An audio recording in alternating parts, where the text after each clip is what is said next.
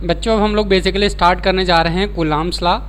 Coulombs law electrostatics का बहुत ही important concept है। ये पूरे फिज़िक्स में बहुत बार यूज होता है, कई डिफरेंट डिफरेंट प्लेसेस पे आ जाता है। मतलब एनालॉगस होता है किसका, ग्रेविटेशनल फोर्स का। जैसे आपने पढ़ा होगा कि अगर दो हमारे पास, मान लो ये दो हमारे पास मास ऑब्जेक्ट हैं, ठीक है बच्चों, ये मान लो एक यहाँ पे है एक यहाँ पे है, दोनों के बीच में r डिस्टेंस है, ठीक है।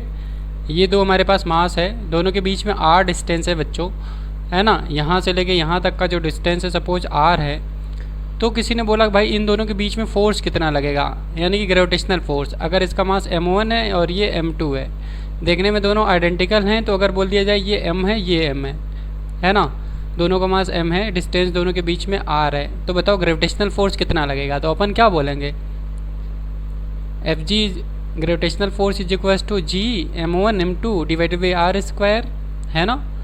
तो m दोनों का बराबर है, तो क्या हो जाएगा g m square by r square, दोनों के बीच का फोर्स हो जाएगा। सिमिलरली चार्ल्स कूलाम नाम के एक साइंटिस्ट थे जिन्होंने ये बोला कि अगर दो हमारे पास चार्ज बॉडीज हों, और चार्ज बॉडीज को सबसे पहले उन्होंने बोला कि इस ऑब्जेक्ट को हम लोग क्या ट्रीट करेंगे, पॉइंट मास ट्रीट करेंगे। पॉइंट मास क्यों ट्रीट करते हैं, इसके पीछे भी अपना एक वजह है कि दोनों के बीच में जो सेंटर ऑफ द चार्जेज हैं वो पॉइंट हो जाए, तो दोनों चार्जेस के बीच का जो डिस्टेंस कैलकुलेशन है उसमें कोई एरर नहीं आएगा, और सीधे हम लोग एक फार्मूला लगा देंगे जो कि आगे डिस्कस करेंगे।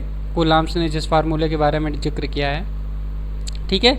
उन्होंने बोला कि ये दोनों ऑब्जेक्ट अगर Q1 Q2 चार्ज कैरी करते हैं और r डिस्टेंस की दूरी पर रखे हुए हैं, तो इन दोनों के बीच में बच्चों जो फोर्स लगेगा, उस फोर्स का जो मैग्नीट्यूड होगा वो प्रोपोर्शनल होगा दोनों चार्जेस के प्रोडक्ट के मैग्नीट्यूड के, यानी कि force will be directly proportional to Q1 into Q2, ठीक है।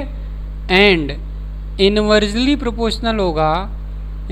प्रोपोर्शनल होगा दोनों के बीच के डिस्टेंस के स्क्वायर के, यानी कि अगर r डिस्टेंस है दोनों के बीच में, तो Q1 Q2 divided by r square, ये जो वैल्यू होगा वो प्रोपोर्शनल होगा इन दोनों के बीच में इलेक्ट्रोस्टैटिक फोर्स जो लग रहा है, ठीक है।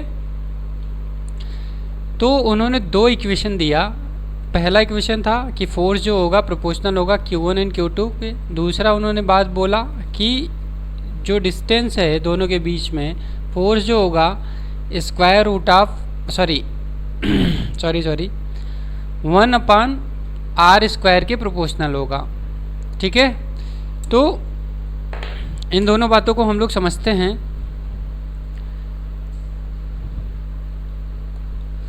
देखिए हमने बोला कि हमारे पास मान लो एक पॉइंट चार्ज हो Q1 और एक दूसरा पॉइंट चार्ज हो Q2 बच्चों, ये दोनों एक दूसरे से r डिस्टेंस की दूरी पर अगर रखे हों, ठीक है, r डिस्टेंस की दूरी पर रखे हों, तो कूलाम ने बोला कि इन दोनों के बीच में लगने वाला जो इलेक्ट्रोस्टैटिक फोर्स होगा वो प्रोपोर्शनल होगा product of Q1 and Q2।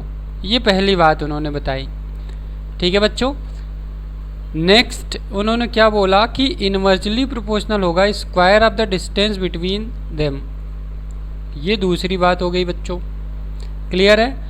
और from first and second equation अगर हम लोग बात करें, तो ये इक्वेशन जो बनाएगा ये हमारा बन जाएगा Q1 Q2 by r square बच्चों। तो यहाँ पे एक प्रोपोर्शनलिटी कांस्टेंट आया, उसकी वैल्यू हमने आगे देखनी है, Q1 Q2 by r square. ये बच्चों दो चार्जेस के बीच में लगने वाला फोर्स था, ठीक है। तो उन्होंने इस प्रोपोर्शनलिटी कांस्टेंट की जो वैल्यू बताई वो 1/4 पाई एप्सिलॉन नॉट बताया, 1/4 पाई एप्सिलॉन नॉट बताया बच्चों। जहाँ पे उन्होंने बोला कि अगर हम SI सिस्टम में बात करते हैं, इंटरनेशनल सिस्टम ऑफ यूनिट के बारे में अगर बात करें, SI सिस्टम में अगर बात किया जाए, सिस्टम मत लिखिए, ठीक है बच्चों। अगर SI में बात किया जाए तो K की जो वैल्यू होती है वो 9 × 10⁹ होती है, ये मैग्नीट्यूड होता है बच्चों K का, ठीक है। और अगर इसके यूनिट के बारे में बात करें तो न्यूटन मीटर स्क्वायर पर कूलाम स्क्वायर होता है बच्चों। क्लियर है। और अगर हम बात करें एप्सिलॉन नॉट की, किसी ने पूछा भाई एप्सिलॉन नॉट क्या होता है, तो बेसिकली एप्सिलॉन नॉट को बोलते हैं परमिटिविटी। क्या बोलते हैं बच्चों? परमिटिविटी। ठीक है बच्चों। और अगर यहाँ पे नॉट लिखा है इसका मतलब ये है परमिटिविटी ऑफ फ्री स्पेस बच्चों। अगर एप्सिलॉन लिखा है तो हम इसे सीधे सीधे क्या ट्रीट करेंगे? परमिटिविटी ऑफ मीडियम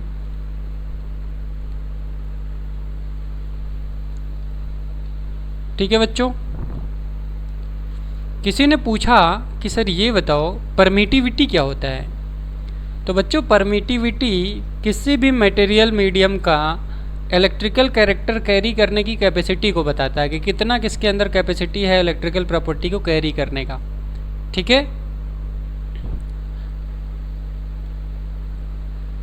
तो ये बच्चों है हमारा permittivity of free space.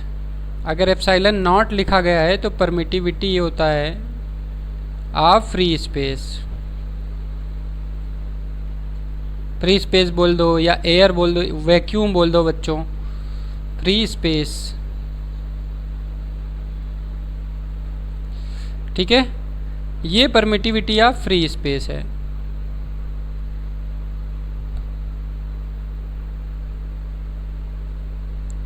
Clear. अब बात करते हैं एप्सिलॉन नॉट की वैल्यू क्या होती है बच्चों। एप्सिलॉन नॉट की वैल्यू होती है जनरली 8.85 इंटू 10⁻⁻12। इसका यूनिट क्या होता है? किसी ने पूछा भाई इसका यूनिट बताओ, तो इसको हम लोग अब देखो होल वैल्यू इसकी क्या लिख सकते हैं, 1/4 pi epsilon naught Q1 Q2 by R square. इसका यूनिट तो बच्चों न्यूटन होगा क्योंकि फोर्स हम लोग कैलकुलेट कर रहे हैं। ये हो जाता है बच्चों कूलाम्स लॉ का फार्मूला। ये मैग्नीट्यूड टर्म में भी हम लोग बेसिकली बात कर रहे हैं, है ना। तो यूनिट अगर हम लोग कैलकुलेट करें बच्चों तो इसका आएगा यूनिट कूलाम स्क्वायर पर न्यूटन मीटर स्क्वायर। ठीक है बच्चों। ये है एप्सिलॉन नॉट की वैल्यू, यानी कि परमिटिविटी ऑफ फ्री स्पेस की वैल्यू है 8.85 इंटू 10⁻⁻12 कूलाम पर न्यूटन मीटर स्क्वायर बच्चों। ठीक है, बात समझ में आया इतना? ओके। तो ये कूलाम्स का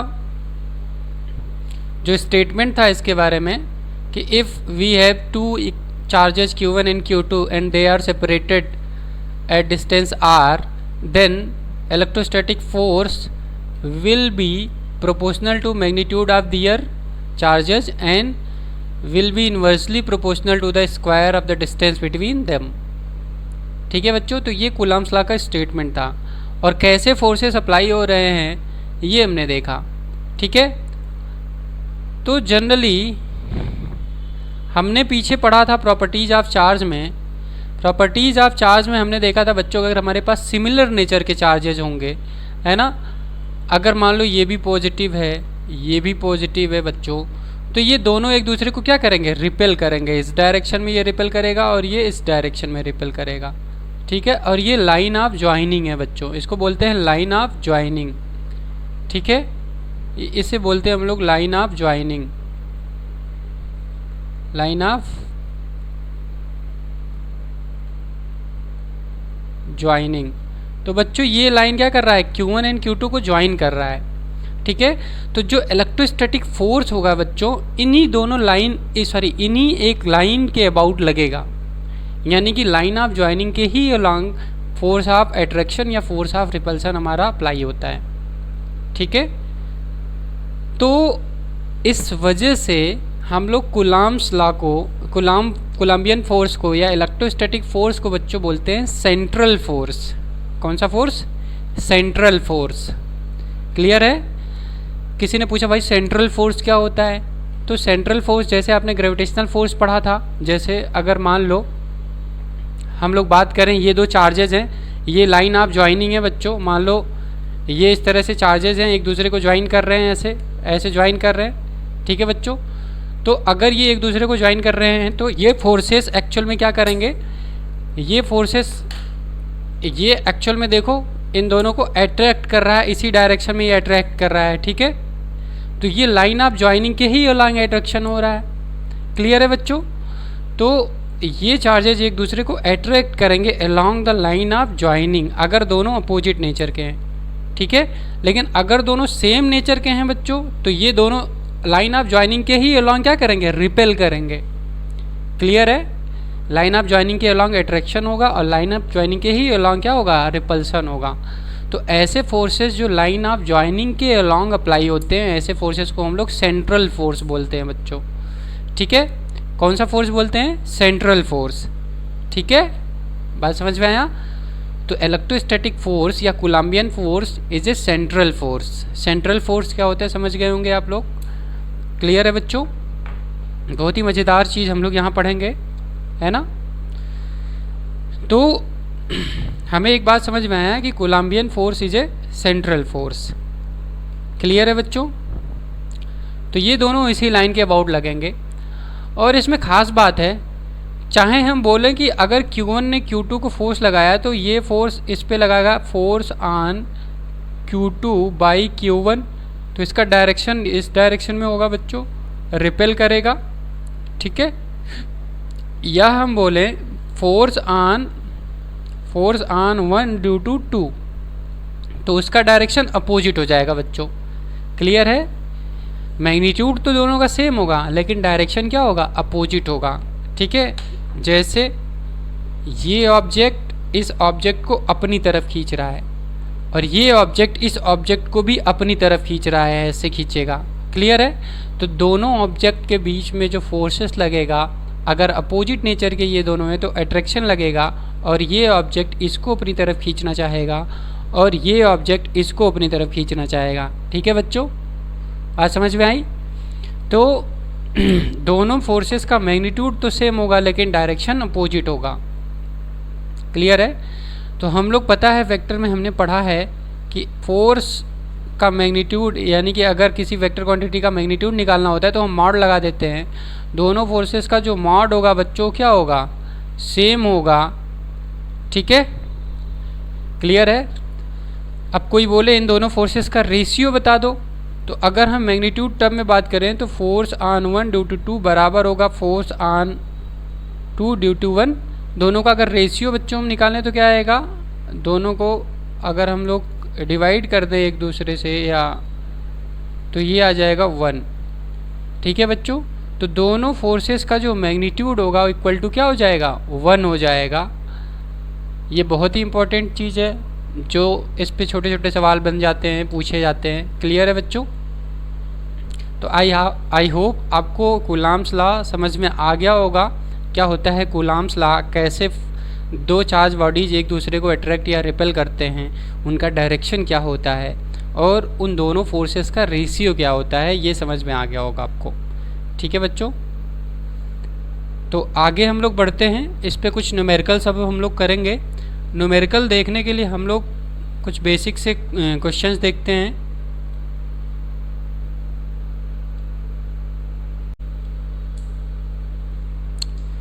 तो बच्चों हमारा पहला जो इसमें सवाल है, पहला सवाल ये है, फर्स्ट प्रॉब्लम देखिए, दो चार्जेस हैं Q1 और Q2 बोला जा रहा है। ये दो चार्जेस अगर हैं Q1 एंड Q2, तो दोनों के बीच में फोर्स अगर हमारा आ रहा है F, ठीक है। उसके बाद बोला गया है ये दोनों ऑब्जेक्ट पे if the charge on each particle is half and distance between the two particle is double. बोला गया कि इन दोनों चार्जेस पे जो पहले Q1 और Q2 चार्ज थे, अब एक पे Q1/2 और दूसरे पे Q2/2 हो जाए, ठीक है। और दोनों चार्जेस जो पहले r डिस्टेंस की दूरी पे थे अब 2r डिस्टेंस की दूरी पर रख दिया गया, ठीक है बच्चों। तो पूछा है कि दोनों के बीच में अब नया जो फोर्स होगा उसको कंपेयर करो पुराने वाले फोर्स से, ठीक है। समझ में आया ये चीज़, तो अभी हम लोग करेंगे सिंपल, ये मान लो इसको हम दो पार्ट में डिवाइड कर दें। ये पहला केस हो गया बच्चों, ये मान लो हमारा Q1 था और ये Q2 था बच्चों, R डिस्टेंस की दूरी पर रखा हुआ था। तो किसी ने कहा भाई फोर्स कैलकुलेट करो, तो फोर्स हम जब लिखेंगे तो क्या लिखेंगे, 1/4πε0 Q1 and Q2 whole divided by क्या करेंगे बच्चों, R square, sorry Q1 Q2 हमारा यहाँ कैपिटल है तो हम इसको कैपिटल लेटर से ही लिखेंगे। Q1 हो गया बच्चों, Q2 हो गया। सिमिलरली ये पहला केस हो गया। सेकेंड केस में बोला है बच्चों कि अगर हम चार्जेस क्या करें, जो पहले चार्जेस थे उनका आधा कर दें, ठीक है, और डिस्टेंस दोनों का क्या कर दें, डबल कर दें। दोनों चार्जेस के बीच का जो डिस्टेंस है उसको हम डबल कर दें। तो ये डिस्टेंस हमने कर दिया बच्चों 2r। तो अब आपसे पूछा है कि अच्छा अब जो नया फोर्स होगा उसको कंपेयर करिए ज़रा पुराने फोर्स से। तो हम पहले सीधे सीधे कूलाम्स लॉ लगा देंगे, 1/4πε0 हो गया बच्चों। और दोनों को अगर हम मल्टीप्लाई करें यहाँ पे तो Q1/2 इंटू Q2/2 अगर बच्चों हम लोग करें होल डिवाइडेड बाई 2r का स्क्वायर कर दे बच्चों, तो हम लोग देखेंगे कि f डैश की जो वैल्यू है वो ये हो जाएगा 4 इंटू 4 ब्रैकेट में हो जाएगा बच्चों 1/4πε0 Q1 Q2/r स्क्वायर हो जाएगा बच्चों, ठीक है। ये हमारा नया फोर्स आया। तो बच्चों नया फोर्स अगर हम पुराने फोर्स से कंपेयर करें तो हम लोग लिख सकते हैं, ये हमारा इसकी वैल्यू क्या है, इसकी वैल्यू है बच्चों F, ठीक है। देखो F जो फोर्स है इसकी वैल्यू कितनी आपको दिख रहा होगा, 1/4πε0 Q1 Q2/r स्क्वायर। तो 1/4πε0 Q1 Q2/r स्क्वायर की वैल्यू हमने F रख दिया और नीचे आ जाएगा हमारा 16। तो बच्चों ये हो जाएगा हमारा 16 यहाँ से, ठीक है बच्चों। तो ये हमारा जो आंसर आया F/16 आया। तो फोर्थ ऑप्शन हमारा करेक्ट हो रहा है, ठीक है बच्चों। समझ में आया, प्रोसीजर आपको समझ में आया कैसे करना है सवाल, ओके। नेक्स्ट क्वेश्चन करते हैं हम लोग बच्चों। बोला गया है two equally charged identical small balls kept at some fixed distance. मान लो दो हमारे पास आइडेंटिकल चार्ज हों, आइडेंटिकल चार्ज का मतलब इस पर Q हो और इस पर भी Q हो, कुछ डिस्टेंस की दूरी पर, मान लो R डिस्टेंस की दूरी पर रखे हुए हों, ठीक है बच्चों। तो दोनों के बीच में बोला है फोर्स F आ रहा है। तो फिर से फोर्स कैलकुलेट कर लीजिए, 4πε0 Q1 Q2, तो दोनों स्क्वायर हो जाएंगे डिवाइडेड बाई R स्क्वायर। ये पहला केस हो गया बच्चों, ठीक है। फिर बोला है एक सिमिलर अनचार्ज ऑब्जेक्ट, यानी कि आइडेंटिकल हो शेप में और अनचार्ज हो, after touching one of them is place mid point. दोनों को टच करने के बाद, जैसे मान लो कोई अनचार्ज हो, हमने इसको मान लिया A ऑब्जेक्ट, इसको मान लिया B ऑब्जेक्ट। तो बच्चों हमने उस अनचार्ज बॉडी को सेकेंड केस में क्या किया, इससे ऐसे टच कर दिया। आइडेंटिकल हैं, तीनों आइडेंटिकल ऑब्जेक्ट हैं। तो जब हम लोग टच कर देते हैं तो टच करने के बाद एक्चुअल में यहाँ पे थोड़ा सा प्रोसेस होता है, उस प्रोसेस को समझो। एक पे चार्ज है बच्चों Q और दूसरे पे चार्ज है बच्चों 0, लेकिन दोनों आइडेंटिकल हैं। तो हमने पीछे मेथड ऑफ कंडक्शन देखा था, जब टच करते हैं तो कंडक्शन मेथड से चार्ज ट्रांसफ़र होगा। तो इस केस में बच्चों दोनों ऑब्जेक्ट पे क्या चार्ज आएगा, इस पे मान लो Q डैश आया और इस पे Q डैश आ गया। इसको C मान लो, अगर ये ऑब्जेक्ट का नाम हमने C रख दिया तो ये C है और ये B है। तो किसी ने पूछा भाई B पे कितना चार्ज बचा और C पे कितना चार्ज आया। तो हम बोलते हैं बच्चों कि ये जो Q और ये Q डैश है दोनों बराबर होते हैं। हमने पीछे बोला था जब मेथड ऑफ कंडक्शन पढ़ा रहा था तो बोला था चार्ज जब ट्रांसफ़र होता है मेथड ऑफ कंडक्शन में तो Q1 बराबर Q2 होता है। तब तक ट्रांसफ़र होता है जब तक दोनों चार्ज बराबर ना हो जाएं, जब आइडेंटिकल ऑब्जेक्ट हो। यह भी बताया था जब आइडेंटिकल ऑब्जेक्ट हो। क्लियर है। तो ये हो जाता है बच्चों, Q डैश की वैल्यू हो जाती है, जैसे मान लो ये हो जाएगा Q + 0/2। है ना। एक छोटा सा प्रोसेस आप यहाँ पे समझेंगे कि अगर हमारे पास एक कोई ऑब्जेक्ट हो, इस पर Q1 चार्ज हो और दूसरा प्लस माइनस दोनों हो सकता है, प्लस भी हो सकता है माइनस भी हो सकता है, और ये प्लस माइनस दोनों हो सकता है। ये मान लो एक कोई ऑब्जेक्ट हो C और ये मान लो कोई ऑब्जेक्ट हो D। किसी ने बोला अगर C और D को हमने कंडक्टिंग वायर से ऐसे कनेक्ट कर दिया, ठीक है, तब तक कनेक्ट किया जब तक कि दोनों पे चार्ज ट्रांसफ़र स्टॉप ना हो गया, यानी रुक ना गया, यानी कि दोनों जगह पे जो दोनों ऑब्जेक्ट का जो पोटेंशियल है वो इक्वल ना हो गया। जैसे प्रेशर डिफरेंस में चार्ज तब तक पानी तब तक फ्लो करता था जब तक प्रेशर डिफरेंस जीरो ना हो जाए। क्लियर है। तो बच्चों ये चार्ज तब तक ट्रांसफ़र होता है जब तक पोटेंशियल डिफरेंस जीरो ना हो जाए। ठीक है, आगे पढ़ेंगे हम लोग पोटेंशियल क्या होता है। तो यहाँ पे चार्ज ट्रांसफ़र होगा बच्चों, तो हम बोलेंगे भाई ये बाद में C पर कितना चार्ज आया, तो हम लोग C1 डैश अगर इसको बोल दें तो C पे बच्चों जो चार्ज आएगा वो plus minus Q1 plus minus Q2 by 2 हो जाएगा बच्चों। सिमिलरली अगर D पे कोई चार्ज पूछे यानी कि Q2 डैश कितना हो गया, तो उसकी भी वैल्यू क्या आ जाती है, plus minus Q1 plus minus Q2 by 2। ठीक है बच्चों, तो ये प्रोसीजर होता है कि किसी भी ऑब्जेक्ट को अगर हम लोग दूसरे ऑब्जेक्ट के साथ टच करते हैं और आइडेंटिकल शेप एंड साइज का होता है बच्चों, है ना, तो दोनों ऑब्जेक्ट पे जो चार्जेज आता है वो इक्वल अमाउंट में डिस्ट्रीब्यूट होता है। ये बहुत ही इंपॉर्टेंट कॉन्सेप्ट है, वेरी वेरी इंपॉर्टेंट कॉन्सेप्ट, क्योंकि ये इस पे बहुत सारे सवाल बनाए जा सकते हैं। IIT एडवांस लेवल के भी ऊपर जाके सवाल बनाए जा सकते हैं। ठीक है, कैपेसिटर जब आप लोग पढ़ेंगे तो उसमें देखेंगे कि कैसे इसका यूज बहुत ज़्यादा वहाँ पे मैक्सिमम होता है।